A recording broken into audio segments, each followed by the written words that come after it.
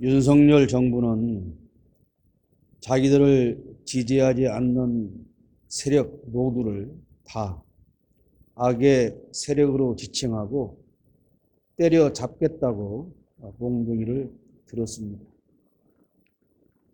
그런데 중요한 것은 무엇 하나 제대로 하거나 옳은 일이 없으므로 자기를 지지해서 대통령으로 만들어준 사람마저도 비판하고 있는데, 이 사람들은 무조건 자기들이 하는 일을 지지해야 선한 사람이라고 생각하는 것 같습니다. 1절 말씀에 훈계를 좋아하는 자는 지식을 좋아하거니와 징계를 싫어하는 자는 짐승과 같다고 합니다. 대통령과 정부 그리고 여당은 자기들이 잘못한 그 무엇을 단 한 번이라도 국민 앞에 사과한 적이 없습니다. 자기 입으로 약속한 공약을 지키지 않고서도 사과하지 않습니다. 국민 158명이 좁은 골목에서 선체로 눌려 죽었는데도 한마디도 사과하지 않습니다. 자기 입으로 바이든이라고 말해서 모두가 다 알아듣는 말을 그대로 방송에서 보도했는데 사과는커녕 그 방송사와 기자를 압수수색하고 있습니다. 핸드폰은 물론 몸수색에 집에 들어와서는 아이들이 보는 앞에서 장롱에 속옷까지 다 헤집고 뒤졌다고 합니다. 이 기자는 MBC에 18년 된 임현주라고 하는 여 기자입니다. 누가 악인일까요? 대통령은 검사에게 지시하고 검사는 경찰을 동원해서 온갖 악행을 다 벌이고 있습니다. 연세대학에서 농성하던 청소 노동자들이 학생들에게 고소당해서 오랫동안 수사를 받았고 경찰은 최종 죄가 없음, 그러므로 불송치하겠다고 이 청소 노동자들에게 다 통보를 해 놨습니다. 그런데 대통령이 불법 집회를 단속하라고 하니까 느닷없이 당신들은 뒤에 없습니다 해놓고 이 사람들을 다시 수사를 하겠다고 나서고 있습니다. 3절 말씀 보면 사람이 악으로서 굳게 서지 못하거니와 의인의 뿌리는 움직이지 않는다고 합니다. 지난 정부에서 임명된 기관장들을 쫓아내려고 5만 가지 술수를 다 동원합니다. 아무 죄가 없는 방통위원장을 임기 2달을 남겨놓고 자기들이 기소하더니 이제는 기소당했으니 면직해야 한다. 그리고 쫓아냅니다. 10개월 동안 탈탈 털어서 감사한 국민권익위원장은 아무런 혐의도 찾지 못해서 감사원에서 위원들이 만장일치로 혐의 없다고 했다고 하지 않습니까? 왜 이런 악행을 거듭하는 것일까요? 굳게 서기 위해서, 즉 자기들의 정권을 길게 유지하기 위해서 하는 짓입니다. 그러나 성경은 분명히 말씀합니다. 악으로서는 굳게 서지 못한다라고 분명히 말씀하고 있습니다. 대표적인 우리나라 2개의 노동조합 중 한국노총은 친보수적인 성향을 가지고 활동해 왔습니다. 그런데 지난주에 공공농성 중이던 금속노련 간부를 몽둥이 찜질을 해서 피투성이로 만들어 놓고 구속영장을 청구해서 구속해버렸습니다. 노동자를 체포하면서 마치 테러범을 제압하듯 무릎으로 목을 조르고 여러 명이 달라들어서 뒤수갑을 채우고 체포합니다. 대통령이라는 자의 한마디에 경찰청이라는 작자가 즉시로 다음날 노동자를 때려잡겠다고 나섭니다. 그리고 선량한 국민을 잘 때려잡으면 특진 시켜준다고 합니다. 모두가 다 권력의 개로 만들고 그 개를 훈련시켜 국민을 향해서 물어뜯으라고 몰아내고 있습니다. 화물연대 간부 9명을 체포하는 경찰은 특진시켰습니다. 5절 말씀에 의인의 생각은 정직하여도 악인의 도모는 속임이라고 말합니다. 악인들은 늘 속일 일을 만들어냅니다. 대통령과 정부가 입만 열면 국민을 상대로 거짓말을 합니다. 일본 후쿠시마 방사능 폐수가 아무런 문제가 없다고 합니다. 이렇게 말하면 괴담을 퍼뜨린다고 거짓말을 합니다. 일본 자위대 함기가 달고 있는 깃발이 우길 전범기가 아니라고 합니다. 일본에서는 자위대 함기와 우길기가 똑같다고 하는데 대한민국 국방부 장관은 아니라고 합니다. 국민과 약속을 해놓고서도 그런 적이 없다고 합니다. 우크라이나로 155mm 포탄 33만 발이 가고 있는 것이 외국 언론에 의해서 보도가 되었는데도 사실이 아니라고 합니다. 항상 외국 언론에서 보도가 나오는 사안에 대해서 우리 정부는 그런 일이 없다고 합니다. 그러나 며칠 후 곧 그게 다 사실로 밝혀집니다. 이제 우리 국민은 외국 언론의 보도를 믿을 뿐 대통령과 정부의 말을 믿지 않습니다. 15절에는 미련한 자는 자기 행위를 바른 줄로 여기나 지혜로운 자는 권고를 듣는다고 말씀합니다. 우리 대통령이라는 사람은 항상 정의와 공정과 자유와 민주주의와 헌법 정신과 법치주의라는 단어를 입에 달고 삽니다. 그리고 북한의 인권 문제를 늘 비판합니다.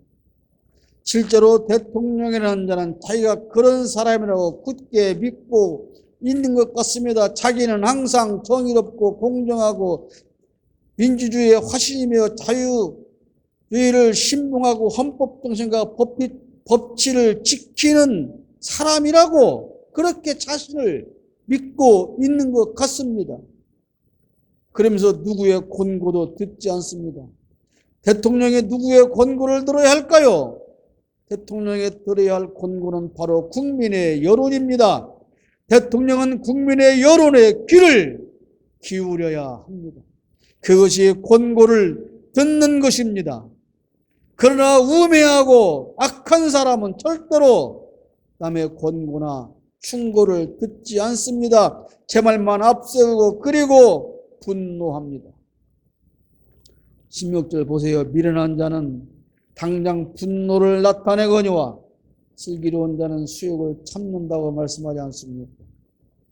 지난주에 있었던 노동자 탄압이나 MBC와 그 소속 기자 압수수색하는 것을 여러분 보셨지 않습니까?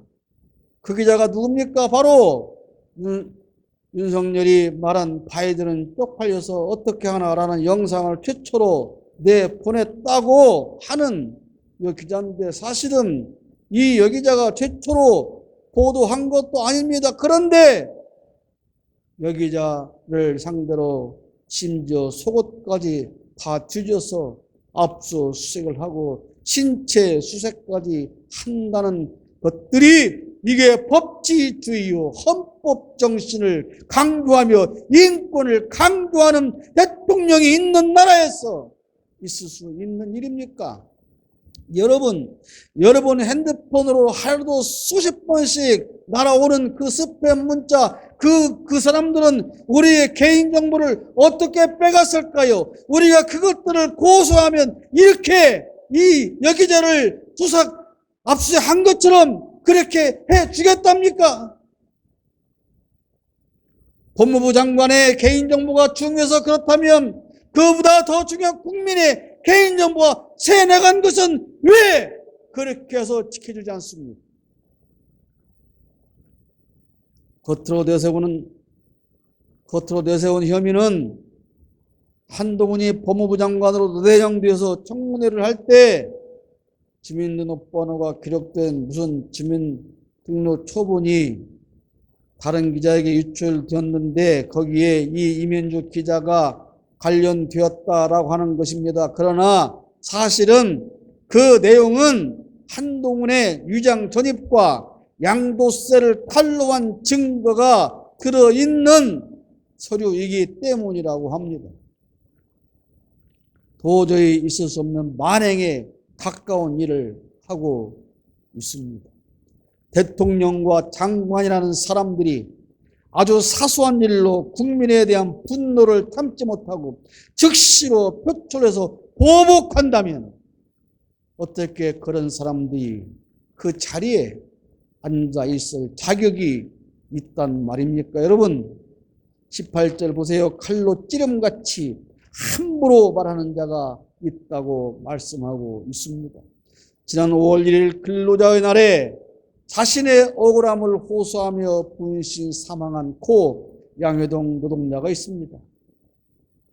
그런데 우리나라의 최대 언론사라고 하는 곳에 소속된 기자라는 놈이 정말 칼로 찌르는 것과 같이 함부로 가짜 기사를 써댑니다.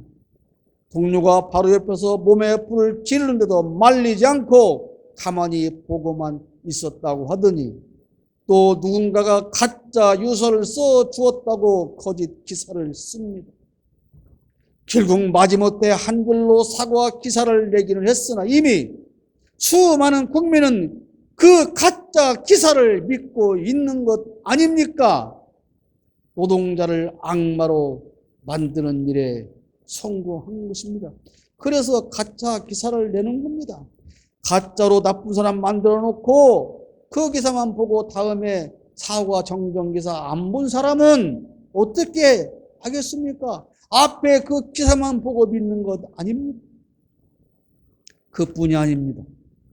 7m 고공에서 농성 중이던 400일이 넘도록 협상을 이끌기 위해서 진행해왔던 그것을 말하기 위해서 7m 고공에 올라가서 농성을 했던 그 노동자를 끌어내리면서 경찰은 무자비하게 곤봉으로 노동자의 머리를 수없이 폭행을 했습니다. 그 과정을 담은 영상 전체를 아무리 봐도 경찰의 말처럼 노동자가 정글용 칼로 경찰을 위협하지 않습니다. 오히려 손에 들고 청테이프를 자르고 현수막을 털어다가 경찰 사다리차가 다가오니까 바닥에 내려놓고 기다란 철막대를 가지고 사다리차를 오지 못하게 양쪽으로 이렇게 막는 것뿐입니다. 그런데 그 노동자를 곤봉으로 머리를 수없이 내리쳐서 피투성이를 만들고 끌어내렸지 않습니까?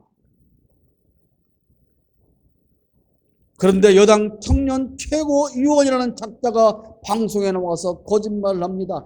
칼을 들고 경찰에 휘두르는데 얼마나 더 자비롭게 진압해야 하느냐며 내 가족 색깔 하나 변하지 않고 뻔뻔하게 거짓말을 전 국민 앞에서 하고 있습니다.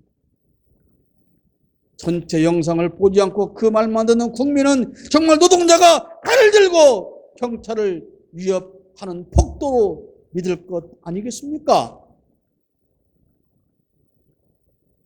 이런 나라에서 이렇게 제 나라 국민을 비문양한 노동자를 곤봉으로 머리를 가격하여 삐뚤성이를 만드는 이 나라에서 다른 나라의 인권 문제를 거론한단 말입니까? 세계인들이 다 보고 있을 거 아닙니까? 선진국에 올랐던 대한민국에서 오늘날 백주 대낮에 노동자를 그렇게 경찰이 두드려 패는 광경을 온 세계가 다 보고 있을 것 아닙니까? 여러분, 거짓말은 반드시 드러나게 됩니다. 19절 보십시오. 진실한 입술은 영원히 보존되거니와 거짓 혀는 잠시 동안만 있을 뿐이라고 합니다. 대통령과 그 일당에 충성하는 검사들이 정적을 죽이려고 온갖 거짓으로 수만 페이지의 공소장을 만들어 재판을 진행하고 있지만 그것이 거짓이라는 사실들이 법정에서 조금씩 밝혀지고 있지 않습니까? 거짓 증인을 만들고 회유해서 재판정에서 거짓말을 하게 하지만 결국은 다 밝혀집니다. 23절에도 슬기로운 자는 지식을 감춰도 미련한 자의 마음은 미련한 것을 전파한다고 합니다. 대통령실과 정부라는 곳에서 나오는 정책을 보십시오, 여러분. 양곡법을 거부하더니 또 간호법을 거부합니다. 그리고 아직 통과되지도 않은 노란 봉투법도 거부하겠다고 협박질을 합니다. 미련한 자가 맨 꼭대기에 앉아서 미련한 정책만 내놓으니까 아래로 줄줄이 미련한 정책들이 만들어지는 것입니다. 지난 목요일에 제가 주관한 새만금 개발청 앞에서의 기자회견이 있었습니다. 지난 정부 때도 여러 번 이 새만금 개발청에서 기자회견을 했으나 누구도 제지한 적이 한 번도 없었습니다. 시민이라면 누구나 다 자유롭게 청사를 드나들었고 그 주차장에 차를 주차해 놓고 얼마든지 자유롭게 볼일을 보고 기자회견을 해도 아무도 제지한 적이 없었습니다. 오히려 공무원들이 나와서 무슨 일인가 궁금해하고 옆에서 듣고 회견문을 달라고 하고 그렇습니다. 그런데 이번에는 아예 정문에 바리케이트를 설치해 놓고 차량과 사람의 출입을 원천 봉쇄하고 있었습니다. 다시 옛날 권위주의 시대로 돌아간 것입니다. 시민을 위한 관청을 제 마음대로 들어갈 수 없는 세상이 다시 된 것입니다. 어느 기관이든 맨 윗사람이 미련하면 그 미련함은 아래로 타고 내려갑니다. 어느 기업체에서는 대표의 생일이라고 직원들에게 축하비를 걷어서 말썽이 되었다는 뉴스가 나오기도 했습니다. 임원급은 7만 원, 부장, 과장급은 5만 원, 병사원은 3만 원, 그렇게 돈을 각출해서 수백만 원을 걷어서 대표에게 축하금으로 주었다고 합니다. 대표가 돈이 없답니까? 대표가 생일잔치할 케이크 살 돈도 없는 거지랍니까? 그러면 그 회사 대표는 직원들 생일에 무엇을 해 주었을까요? 악인은 결국 망하고 의인은 승리합니다. 악인은 엎어져서 소멸되려니와 의인의 집은 서 있으리라고 7절에 말씀하고 있지 않습니까? 사필 규정이라고 하는 말이 있습니다. 모든 일은 반드시 바른 길로 돌아간다라는 뜻입니다. 악인들이 제 아무리 자기들만의 세상을 만들고 더러운 이득을 챙기기 위해 몸부림치지만 결국 저들은 망하게 됩니다. 우리는 그런 믿음이 있기에 악의 세력과 담대하게 싸우는 것입니다. 지나간 역사를 보십시오. 독재자 이승만은 실패했고 박정희는 총에 맞았고 전두환과 노태우는 법의 심판을 받았습니다. 이명박과 박근혜도 결국 감옥살이까지 하지 않았습니까? 그런데 전직 대통령을 수사해서 감옥에 보냈던 사람이 그 감옥에 보낸 대통령보다 더 악한 범죄를 행하면서도 그게 악한 일이라고 생각도 못한다면, 오히려 자신이 정의롭다고 생각한다면 그 인간의 말로는 이미 눈에 보이는 것 아닙니까? 악한 세력은 반드시 망합니다. 이것이 하나님의 법칙이기 때문에 그렇습니다. 저는 정말 이번 주만이라도 대통령과 정부를 비판하는 설교를 하지 않으려고 무진 애를 썼습니다. 제가 보통 설교 원고 초안을 화요일까지 만들어 놓는데 이번 주에는 금요일 아침에서야 초안을 만들기 시작을 했습니다. 정말로 대통령과 정부를 비판하지 않는 설교를 해보려고 애를 썼습니다. 그러나 한 주간도 매일 들려오는 소식과 뉴스를 보면서 도저히 다른 메시지를 준비할 수가 없었습니다. 어떻게 민주와 자유를 입에 달고 사는 대통령이라는 자가 국민을 몽둥이로 때려 잡으라고 시킬 수 있냐 이 말입니다. 여러분, 분노하지 않을 수 없습니다. 분노의 눈물을 참을 수가 없습니다. 수많은 국민의 죽음에 탄 한 방울의 눈물도 흘리지 않던 인간들이 단 한 번의 진정한 애도도 표현하지 않은 인간들이 개를 껴안고 방송에 출연해서 마치 자비로운 인간인 것처럼 쇼하는 모습에 어째 분노하지 않을 수가 있단 말입니까? 사람을 사랑하지 않는 인간이 사람과 공감할 수 있는 능력이 없는 인간이 어떻게 동물을 사랑할 수 있단 말입니까? 위선입니다. 개새끼를 제 품에 안고 온갖 자비를 베푸는 인간이 제 나라 국민은 몽둥이로 두들겨 빼서 감옥에 가둔다는 것이 있을 수 있는 말이냐 이 말입니다. 여러분,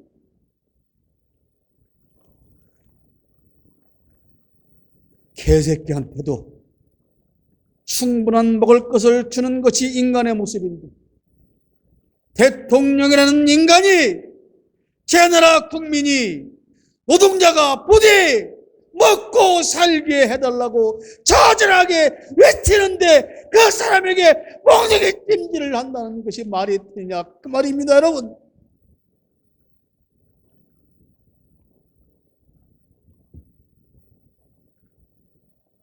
대통령이라는 자가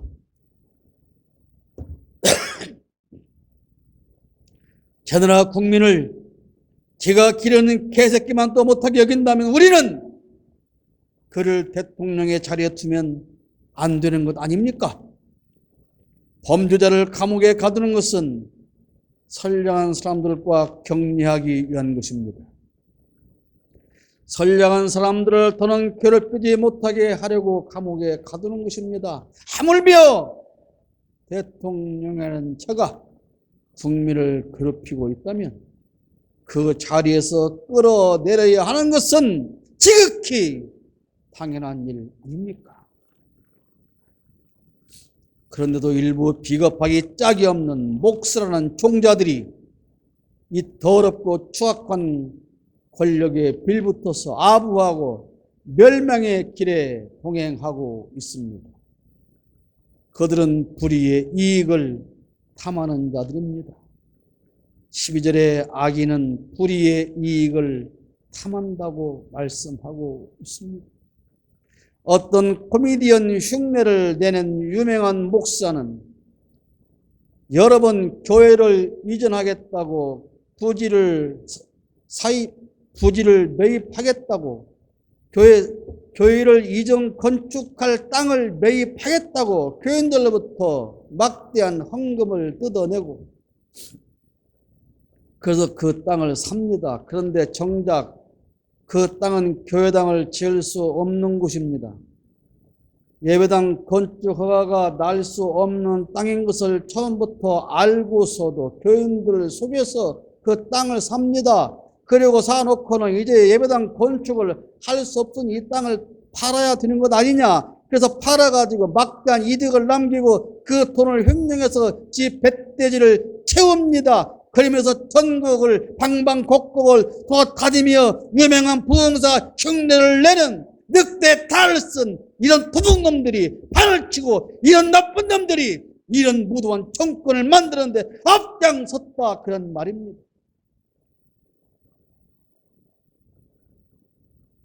그 더러운 돈으로 전국의 수많은 토지와 부동산을 사들여서 부동산 재벌이 튀어가 교회에서는 이 부동산만 특별히 관리할 수 있는 장로를 세우고 비밀 창구를 따로 금고에 보관하고 이런 범죄 집단이 교회라는 탈을 쓰고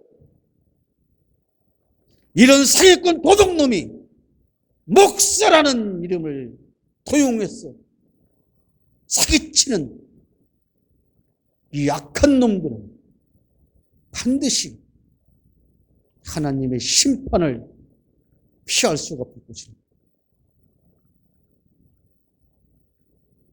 불의로 챙기는 이익은 돈을 말하는 것뿐은 아닙니다. 돈만이 불의한 이익이 아니다. 불의한 권력을 챙기는 것도 이득을 챙기는 것입니다. 이들은 악한 권력과 빌붙어서 자기들도 불의한 권력을 챙기는 일에 혈안이 되어 있습니다. 불의한 권력을 가지고 불의한 방법으로 불의한 이득을 챙기는 것이 얘들이 예수 팔고 하나님 팔아서 교인들의 주머니 털어서 살아가는 방법입니다. 그러나 결국 반드시 이런 악한 자들은 망하는 날이 올 것입니다. 그것이 하나님이 세우신 법칙입니다. 우선은 그 악한 자들이 성공하는 것처럼 보이지만 결코 그렇지 않습니다. 하나님께서 정하신 때를 기다리는 것뿐이고 아직은 그때가 되지 않은 것뿐입니다. 그러므로 우리는 믿음으로 그 심판의 날을 기다리며 불의한 세력과 맞서서 싸워야 합니다. 13절에 악인은 입술에 허물로 말미암아 그물에 걸린다고 말씀하고 있습니다. 지금 대통령실과 정부와 여당 사람들의 입에서 쏟아져 나오는 말들을 들어보십시오. 음해하는 말, 모함하는 말, 뻔히 알면서도 국민을 속이려는 거짓말, 국민을 상대로 공포심을 조장하며 하는 협박의 말들이 결국은 자신들이 쳐놓은 그물에 걸려 들고 말 것입니다. 현재의 무도한 정권은 반드시 망하고 말 것입니다. 윤석열은 대통령의 자리에서 끌려 내려올 것이고 김건희와 장모를 비롯한 범죄자들은 당연히 처벌받게 될 것입니다. 박영수를 비롯한 전직 검사들의 대형 비리도 반드시 밝혀지고 그에 대한 처벌을 면치 못하게 될 것을 저는 믿습니다. 21절 말씀에 의인에게는 어떤 재앙도 임하지 않지만 악인에게는 앙화가 재앙이 가득할 것이라고 말씀합니다. 권력의 개노릇을 하며 더러운 이득을 챙긴 검사들과 또 그들의 개가 된 경찰도 반드시 국민의 심판을 받게 될 것입니다. 여당으로서 대통령과 권력의 빌부터 바른 소리 한 번도 못한 여당의 국회의원이라는 학자들도 내년 총선에서 반드시 다 낙선하고 망하고 그 다음 법의 심판을 받을 것입니다. 그들에게는 앙화, 즉 재난이 그치지 않을 것입니다. 여러분, 더럽고 악한 정치 권력의 빌부터 하나님과 예수를 팔아넘긴 가룟 유다와 같은 저 거짓 목사들도 반드시 함께 망하고 말 것입니다. 누가 악인입니까? 징계를 싫어하는 짐승과 같은 자들입니다. 그들이 지금 이 대한민국을 결단내고 있습니다. 그런 악인은 그러나 반드시 망합니다. 살아계신 하나님께서 반드시 그렇게 하실 것입니다. 이렇게 하나님을 두려워하지 않고 국민을 두려워하지 않고 몽둥이로 국민을 다스리는 자들이 바로 악인입니다. 그런 자들과 함께하는 목사들이 악인입니다.